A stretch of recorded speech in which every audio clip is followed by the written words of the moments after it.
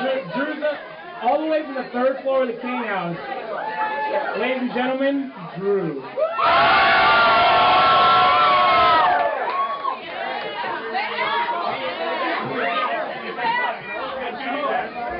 Everybody get your motherfucking pistols in the air! Now point them at me and pull the trigger! No, I'm totally joking. That sounds fucking scary, right? No, that was actually a little story I had to tell Dan and Matt and the whole crew from my staff. Yeah, these girls were there. Do you remember me last night? I was that drunk guy kind of like lurking in the corner and shit.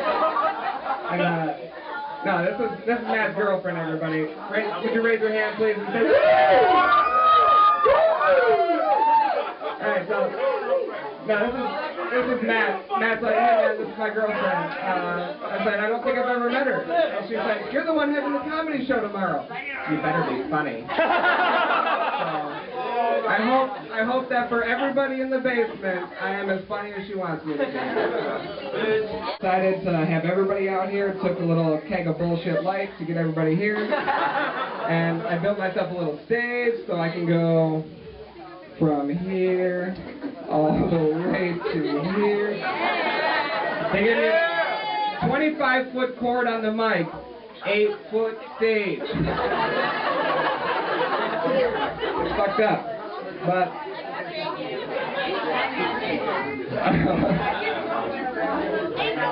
I have written on my thing, next is supposed to be make fun of Matt's girlfriend, but I already did that. This threw me to the wolves last night.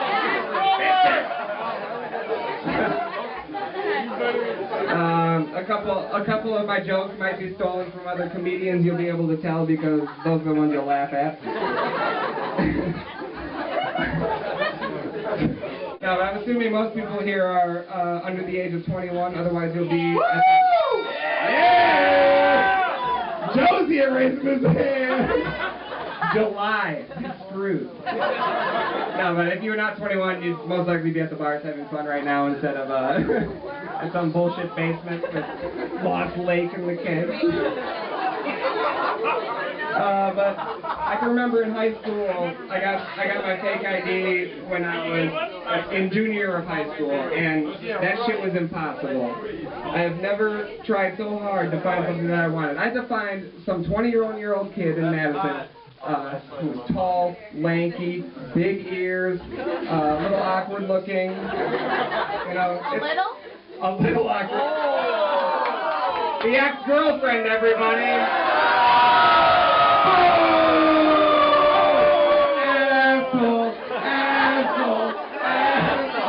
Asshole. Just kidding, I love her.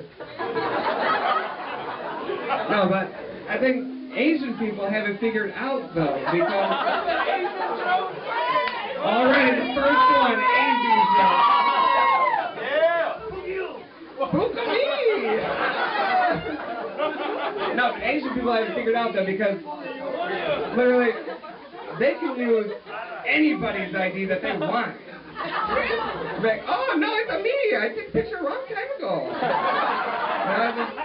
Their uncle's ID, their cousin, anybody. They could probably run in and just steal the shit because it's not like little liquor store guys going to be able to pick them out of a lineup.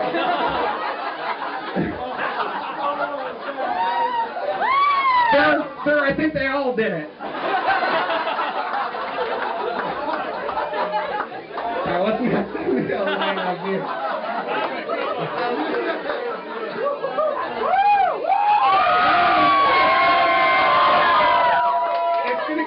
If we keep cheering like that. Bound to happen, that's who I am. I finally did it though in Wimberley Hall on the 3rd floor, you'll see it. I wrote in a bathroom stall. Boys only. Girls, you probably will never see it. You go there for that business, but no idea. I wrote on the stall, I said, I'm only taking a shit to skip class. Which is funny because it was exactly what I was doing at the time. And And it wasn't until a couple of weeks later that I was skipping class again and read the stall, and someone had replied to me, which, you know, I thought all these conversations on the stalls were happening, you know, just one person writing it to himself. But someone actually wrote back to me, a real person, and they said, "Tuition well paid for by Daddy." So not only does this guy shit in the same bathroom stall as me, but he knows everything about me. And I wanted to write it, but it was too long, because my tuition, if people who know me know where I got my money, not my money, where college was paid for. I got a scholarship from Ohio Art, who... Hey, yeah! Ohio Art fan in the house, yeah! Ohio! Well, if anybody else who didn't cheer knows, they're the company that makes Etch-a-Sketch, which is that little red box with the 2 dials, which is impossible to draw on, and anytime you pick it up, it just erases itself. It's like I'm stuck on stick figures, and I can't draw with a pencil, now I have to draw with these 2 knobs. It's not going to happen. But that was way too long to write on the stall. So, either way, tuition not paid for by Daddy, Mr. Know-It-All, motherfucker. But, you know, that's just Mexico.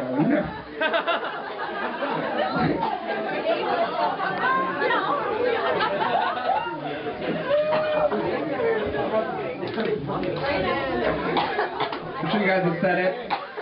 I'm sure everybody in this basement has said it.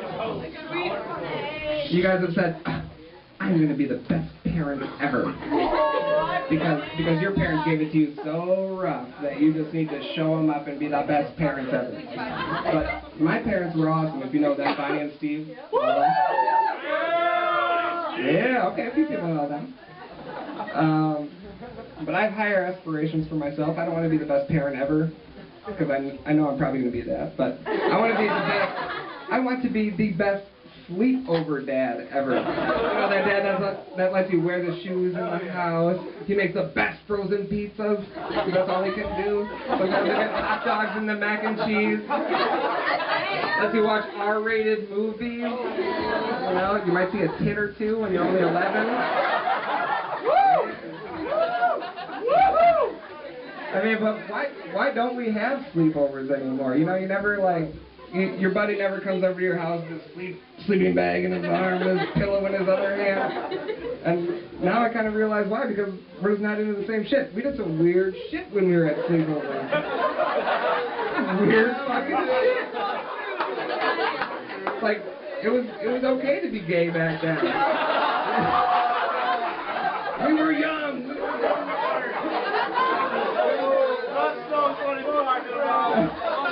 Yeah, these guys know what's up with the gay sleepover. We played this one game. Melissa Eubanks. Oh, sorry, bro.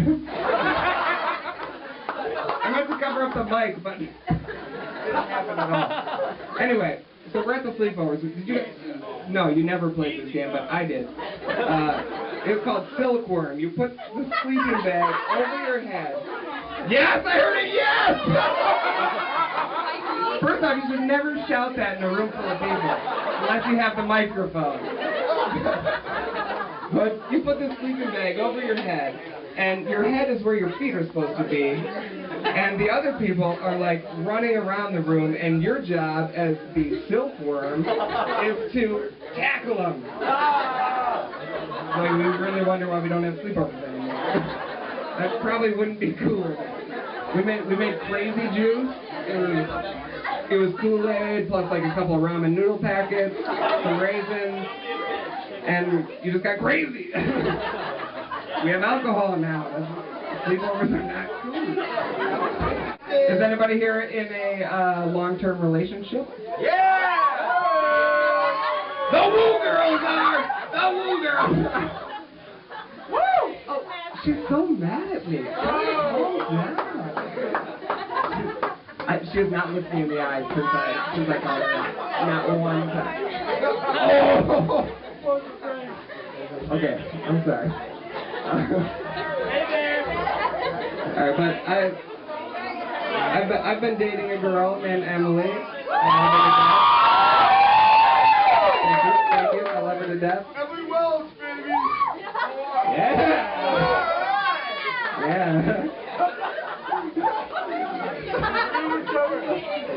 Alright, but yeah. Her name's Emily Wells. Love her to death. She's in Peru right now, which sucks. But when you're in a long-term relationship, you start to get comfortable with the other person. And getting comfortable with the other person is both a blessing and a curse. A blessing because you can sit around on Saturday night watching Maury Povich reruns, tearing apart a plate of nachos, which are just Tostitos covered in shredded cheese that you put in the microwave, which, as we all know, are not nachos. But you still tear apart at them like it's some zebra carcass, and you're just...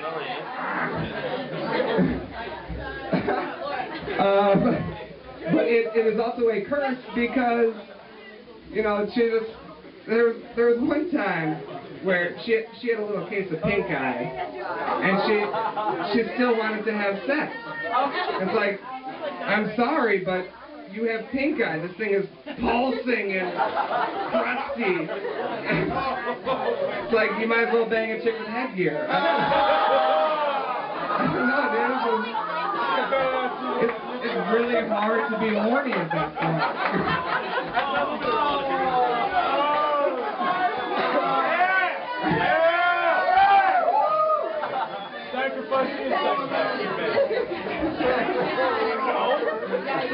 At least you don't die. You get comfortable, you don't even need to use birth control anymore. Condoms. High school, dude, high school. We got to colleges, it's like, fuck it. Fuck it, I'm drunk. Let's do it. And we go to Walmart to buy pregnancy tests because we only need to be pretty sure.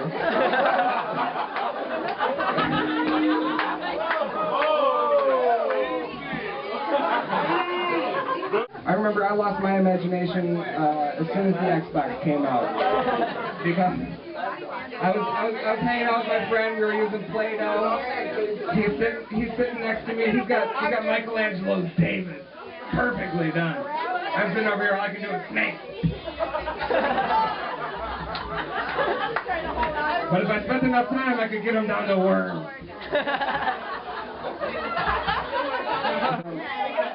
I think I'm going to wrap it up here so we can... All I wanted to hear all night. I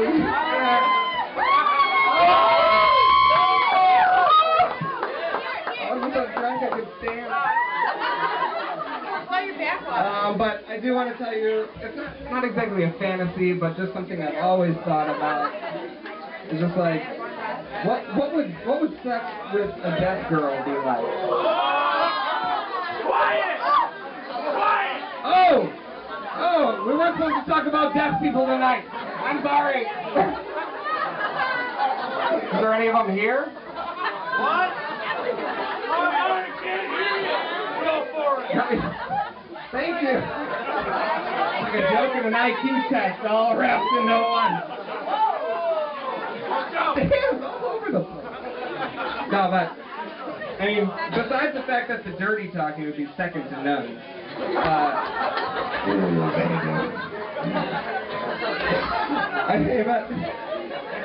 I'm just a little confused on, like, the etiquette of the whole thing. I mean, what happens when you're about to, you know, finish? You just kind of like tap her on the shoulder, count down from 3.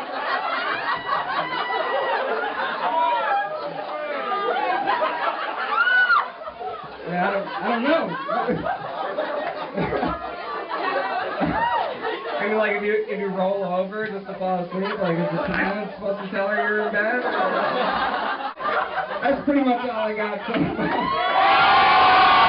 Thanks everybody for coming.